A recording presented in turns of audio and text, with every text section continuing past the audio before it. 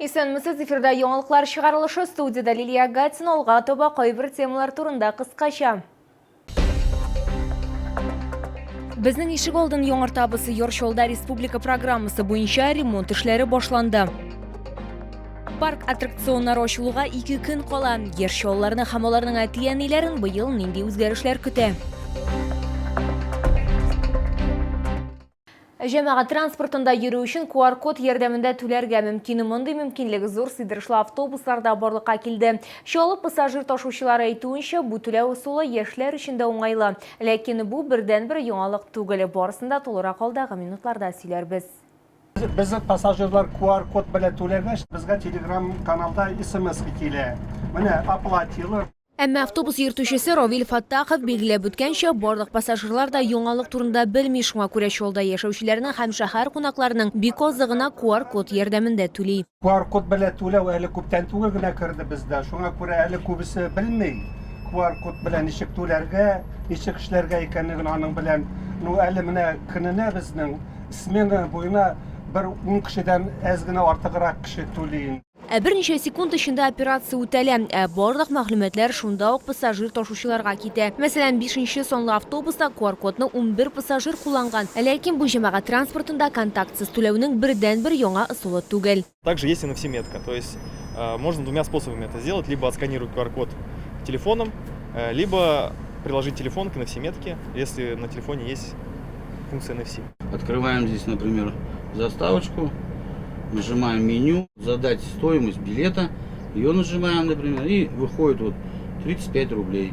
И вот тут уже выбор 1, 2, 3, 5. Нажимаешь на 5, например, они раз проводят и сразу перед их оплачиваются. Вот так вот. Удобно, быстро. Җәмәгать транспорты пассажирлары шулай ук юл йөрү өчен түләүнең берничә варианты булуын уңайлылыгын билгеләп үттеләр. 2-нче, 3-нче, 5-нче, 10-нче, 22-нче һәм 26-нчы сонлы зур сыйдырышлы автобусларда контактсыз түләү өчен махсус наклейкалар барлыкка килгән. Лилия Гатина, Эльмира Гайнетдинова, Сергей Вильданов, яңалыклар. Әгәр сезне берәр проблема борчыса яки шатлыклы хәбәр җиткерәсегез килсә, безнең WhatsApp хезмәтенә мөрәҗәгать итегез. Фотосурәтләрегезне һәм видеоларыгызны 8939 311 31 31 телефоны буенча көтеп калабыз.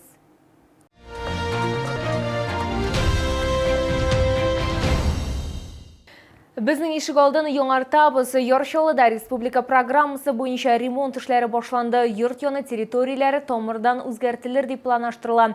Кайдадыр күбрәк машина кую урыннары барлыкка киләчәк, кайдадыр балалар һәм спорт майданчыкларында яңа элементлар өстәләчәк. Нинди үзгәрешләр булачагын халык үзе хәл итте. 13-нче комплекста ишек алдын ремонтлау тулы көченә бара, әмма төзелеш эшләре башланганчы халык белән берничә җыелыш һәм очрашу уздырылган. Алар үз теләкләрен белдерә, проектка төзәтмәләр кертә алганнар. Мәсәлән, күпчелек парковка урыннарын арттыруны һәм юлны киңәйтүне сораган. Безнең ишек алдында бигрәк тә машина куярга урын юк иде. Шуңа күрә менә бу киңәйтү бик нык кешегә күңелле булды. Менә шул үзгәрешләр, менә иң моторы менә шу ут куйдылар. Хәзер шул тиклем мотор итеп ялтырап янып торалар. Соңнан агачлар утыртабыз шунда. Барысына да шат. Зурларны киңәйттеләр. Машиналар киргәч чыга алмыйчан интегәләр. Бу якта да киңәйде, бу якта да киде. 13-нче комплекста яшәүчеләрнең теләкләре исәпкә алынган дип хәбәр ителәр төзүчеләр һәм коммуналь хезмәткәрләр. Мәсәлән, яктырту баганалары урнаштырылган, балалар майданчыкларында уеннар өчен яңа элементлар барлыкка киләчәк. Авырлыклар шул башлаганда гына булды, чөнки быел кар шәһәребездә бик күп булды, җирнең туңы соңрак китте инде. Үзәк районда барлыгы 32 йорт ишек алды реконструкцияләнәчәк. Хәзерге вакытта аларның 6-сында тулы масштаблы төзелеш эшләре алып барыла. Лилия Гатина, Эльмира Гайнетдинова, Сергей Вильданов, яңалыклар. Парк аттракционнары ачылуга 2 көн кала. Мәдәният һәм ял паркында яңа сезонга әзерлек бара. Яшь чалларны һәм аларның әти-әниләрен быел нинди үзгәрешләр көтә? Тулырак алдагы минутларда сөйләрбез. Монда 3 тапкыр күбрәк куелган саклану җайланмалары. Бұл сонша қорқынышсыз аттракцион дейбіз. Яңа сезонга Җиңү паркында һәм ГЭС бистәсендәге мәдәният һәм ял паркында орбит аттракционы яңартылачак. Хәзерге вакытта икесен сүтү һәм яңасын монтажлау бара. Коммерция мәсьәләләре буенча директор урынбасары Ришат Селимгәрәев сүзләренчә, элек аттракционнарның икеләтә сакланышы булган. Кунаклар контролер сигналын көтеп тормыйча аттракционнан үзләре төшә алганнар. Хәзер монда бәхетсезлек очракларыннан саклануның яңа дәрәҗәсе кертелгән. Билбауны кеше үзе генә аерып ала алмаячак. Якын арада яңа аттракцион барлыкка киләчәк. Яңа аттракцион алырга җыенабыз. Чайный церемония диләрендә аттракцион вращательном движении. Хәзер система торгов, сату алу эшләре бара. Июль урталарына Алла бирсә җибәрәбез дибез. Ул аттракционны. Хәзерге вакытта 57 аттракцион бар, аларның 22-се ГЭС-тагы, 35-се яңа шәһәрдәге паркта урнашкан. Эшләтеп җибәрү алдыннан барлык аттракционнар җинтекләп тикшерелә. Бар аттракционнар эшли башлаганчы тикшерү үтә. Диамет дигән Мәскәүдән килгән организация специалистлары алар тикшерәләр ультразвук, приборлар белән бөтен сварный соединение валы. Һәм соңгы этап булып безнең аттракционнарны җибәргәнче Гостехнадзор эшләре килә, алар белән без имитация 70 килограммны капчыклар ком белән куеп, полный испытание үткәрәбез. Аттракционнарны яңартудан тыш парк территориясендә игътибарсыз калдырмаганнар. Хәзерге вакытта бирдә өмә бордюрларны буяу, куакларны кисү, шулай ук эскәмияләрне алыштыру бара. Мәдәният һәм ял паркы үз ишекләрен 26 апрельдә ачачак. Лилия Гатина, Сергей Билданов, яңалыклар. Кайгырту һәм кайнар аш белән җылыту сугышчыларның берсенең әнисе өйдә коры шулпа җитештерүне башлап җибәрә.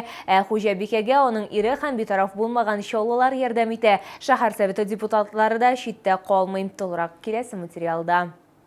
Фәнизә Нагыймованың махсус хәрби операция темасы читләтеп үтмәгән, аның улы алгысызлыкта, ләкин ул ире белән сугышчыларга моңа кадәр үк ярдәм итә башлый. Башта сатып алынган ризык һәм башка күп нәрсәләр җибәрә. Берникадәр вакыттан соң үзе әзерләргә була. Ул өйдә шулпа җитештерү буенча мини-цех оештырган. Өйдә әзерләнгән ризык сугышчыларга җылылык туярга ярдәм итәр дип ышана ханым. Шулай ук Фәнисә Нагыймова аларга үзе җыеп ясаган чәйләр, тәмтомнар һәм башка күп нәрсәләр җибәрә. У нас очень много супов мы разработали, где-то, наверное, 19 конкретно, но каждый раз мы новые делаем.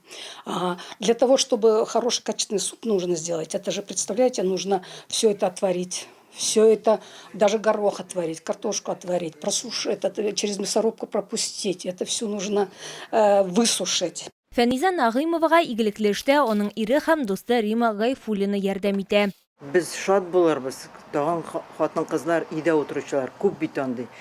Belki onlar bizni işitip gelirler buluşurga. Утро начинается, вот идем, вытаскиваем с этого, с духовки печеный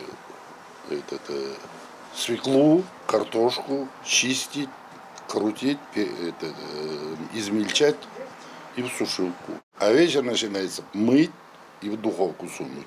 Всю мойку на себя взял овощей. Они только чистят, чистые уже. Халык сайлаган депутатлар да читтә калмый. Мәсәлән, шәһәр советы депутаты Марсель Тухватуллин Фәнисә Нагыймованың башка чаллылар белән бергә коры паёклар һәм шулпа җыелмалар әзерләвен гражданнарны кабул иткәндә белеп ярдәм итәргә булган. Их инициатива и самоотверженность нас впечатлили, и мы решили принять участие в этом проекте. Привезли овощей, и также наши однопартийцы помогают им. Ну и мы призываем всех принять участие в этом благородном деле. Чаллылар киләчәктә дә кирәк кадәр ярдәм итәргә әзер, чөнки алар җиңүне бергәләшеп кенә якынайтырга мөмкин икәнлегенә ышана. Лилия Гатина, Сергей Билданов, яңалыклар. Бу сезгә җиткерәсе соңгы мәгълүматыбыз иде. Мин Лилия Гатин, сезнең белән сау булашам, исән имин булагыз.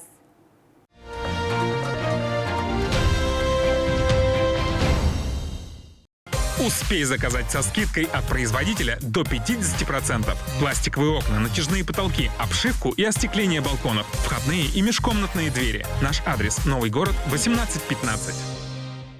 Зарабатывай как вахтовик, работая в Елабуге и Набережных Челнах. Зарплата до 200 тысяч рублей в месяц. Телефон 8 963 026 49 40.